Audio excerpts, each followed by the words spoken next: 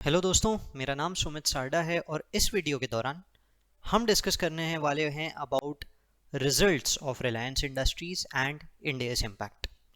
जैसे कि जानते हैं कि कोविड के कारण कई सारे लोग अब घर में हैं, प्रोफेशनल स्टूडेंट्स और घर पे पढ़ाई कर रहे हैं। मैंने सोचा कि क्यों ना मैं आप लोगों के लिए कुछ फ्रूटफुल इन्फॉर्मेशन लेके आऊँ related to Indian accounting standard, जिसे हम प्रैक्टिकली समझ सकें विथ इंडस्ट्रीज और कैसे इंडस्ट्रीज उनको इम्प्लीमेंट कर रही है। इसीलिए इस वक्त मैं आपके सामने ला रहा हूं कि रिलायंस ने अपना क्वार्टर 4 का रिजल्ट हाल ही में डिक्लेयर किया और उसमें उन्होंने मतलब प्रॉफिट जो बताया वो compared to quarter 4 2019 March 2019 end बहुत कम बताया। और इसका सबसे बड़ा रीजन था provision related to crude oil में जो लॉस हुआ, प्राइस गिरा। हाल ही में हम लोगों ने देखा कि उसका प्राइस बहुत ड्रास्टिकली फॉल हुआ था, उसके कारण उसका इंपैक्ट उन्होंने फाइनेंशियल स्टेटमेंट्स में दिखाया है। मैं चाहता हूं कि इंड एस 2 का ये एक स्टेटमेंट है जिसके ऊपर मैं आप लोगों के साथ में डिस्कशन कर सकूं, इसीलिए मैं इस स्टेटमेंट को लेके आया हूं। आइए देखते हैं। ये तो बैलेंस शीट है। मैं पीएनएल ओपन करता हूं। मैंने ये पीएनएल मनी कंट्रोल की फाइनेंशियल स्टेटमेंट मनी कंट्रोल की वेबसाइट से ओपन किया है। यहाँ पे आप देख सकते हैं रिलायंस इंडस्ट्रीज की इनकम स्टेटमेंट है। मैं मार्च 20 की बात कर रहा हूँ। अगर आप मार्च 20 का स्टेटमेंट पूरा का पूरा देखते हैं, रफली नीचे तक लेके जाएंगे तो आपको दिखेगा प्रॉफिट बिफोर एक्सेप्शनल आइटम्स के बाद, प्रॉफिट बिफोर एक्सेप्शनल आइटम्स के बाद, मैं मार्किंग नहीं कर पाऊंगा, पेन मार्क नहीं कर पा रहा है। एक्सेप्शनल आइटम्स दिख रहा है उसके बाद में 4245, 4245, ठीक है।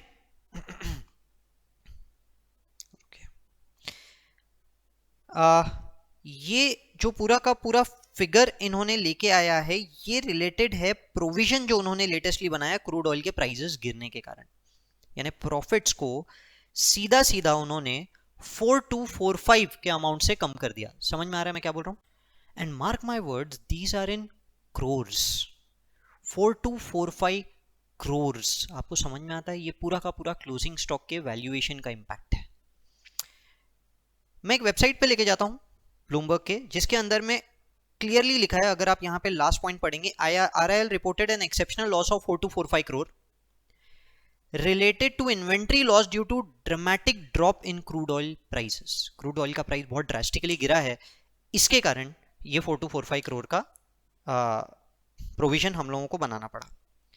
रफली समझिए, कंपनी का जो प्रॉफिट था बिफोर एक्सेप्शनल आइटम्स वो 44 करोड़ था, जिसको आपने 4 करोड़ से कम कर दिया। मतलब 10% से प्रॉफिट्स के अंदर में फॉल आ रहा है, विच इज वेरी, मतलब एक तो मटेरियल तो है ही और ऊपर से बहुत बड़ा अमाउंट हो जाता है। 10% आप समझिए कितना बड़ा अमाउंट हुआ। तो सर इंड एस 2 का तो कंसेप्ट है cost of NRV which ever is lower. Sir तो कौन सी बड़ी बात है? आप कौन सा कोई एक नया एक्सेप्शनल आइटम बता रहे हो? आप कुछ नहीं बता रहे हो सर, ये तो नॉर्मल चीज है। मैं आपके सामने लेके आता हूं एक एडवांस चार्ट।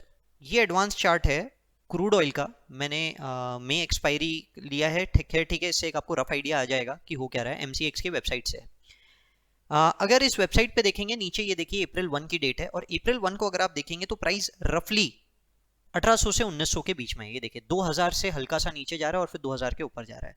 1 अप्रैल यानी 31 मार्च को क्रूड को प्राइस वॉज रफली 2000, जो एक नॉर्मल प्राइस था उस समय का, कोई बहुत ज्यादा कम नहीं, बहुत ज्यादा ये नहीं।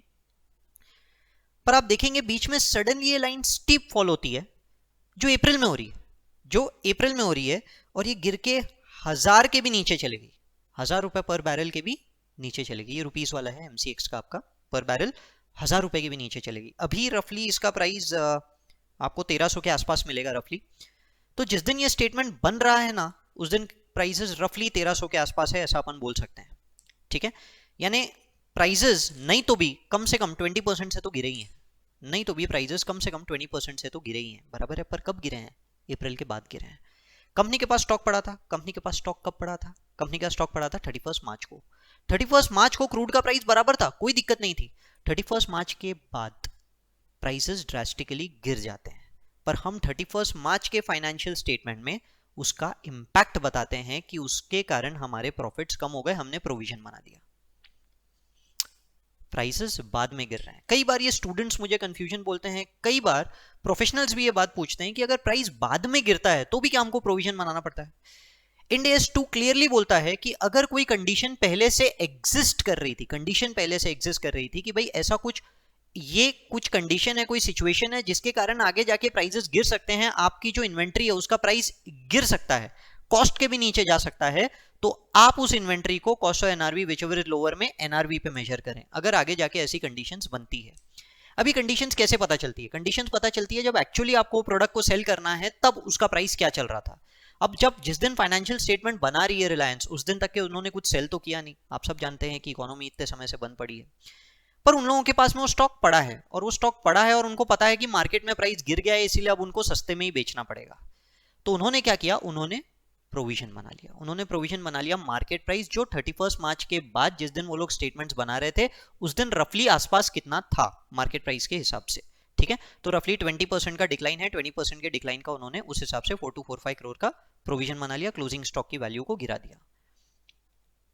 अब एक बहुत बड़ी दिक्कत है, दिक्कत ये है कि प्राइस तो बाद में गिरा, तो आप 31 मार्च को प्रोविजन क्यों बना रहे हैं? ये प्राइस क्यों गिरा? ये प्राइस गिरा हम सब जानते हैं कोरोना के कारण, पूरा वर्ल्ड लॉकडाउन पे है, पूरा का पूरा वर्ल्ड लॉकडाउन पे, और उसके इम्पैक्ट क्या है, कोरोना। 31 मार्च के पहले 24 तारीख को ही डिक्लेरेशन आ गया था कि हम लॉकडाउन कर रहे हैं पूरा का पूरा कंट्री को, और बाद में ये प्राइस इंपैक्ट आया। इनफैक्ट वर्ल्ड में कई सारी जगहों पे लॉकडाउन ऑलरेडी हो चुका था। सो कंडीशंस जिसके कारण ये प्राइस गिरा एग्जिस्टेड बिफोर 31 मार्च, ये 31 मार्च के बाद नहीं आया, 31 मार्च के पहले से एग्जिस्ट कर रहा था, जिसके कारण ये प्राइस गिरा। हमने शायद उस दिन एक्सपेक्ट नहीं किया था, बाद में गिरा, पर सिचुएशंस ऐसी बन गई थी कि हाँ प्राइस गिर सके।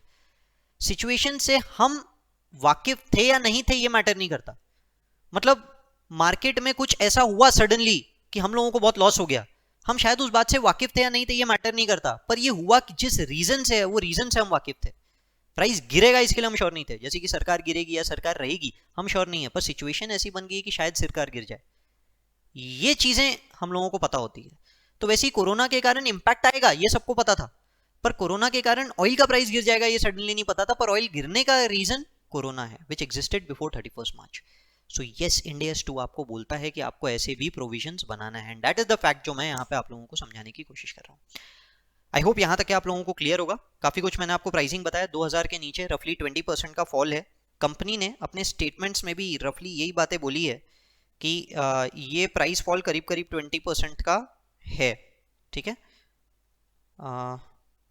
ठीक है, यहाँ पे नहीं है, आपको कहीं ना कहीं किसी ना किसी आर्टिकल के अंदर में ये बात पता चल जाएगी, जिसके कारण ये पूरा का पूरा इम्पैक्ट आता है। आई होप ये वीडियो आप लोगों के लिए बहुत हेल्पफुल रहा। अगर ऐसा कुछ है तो definitely do let me know. मैं और भी कंपनीज के बारे में ऐसे जो कंपनी के क्वार्टरली रिजल्ट्स आते हैं, ऐसे छोटे छोटे वीडियोस डालता रहूँगा। Thank you, all the best.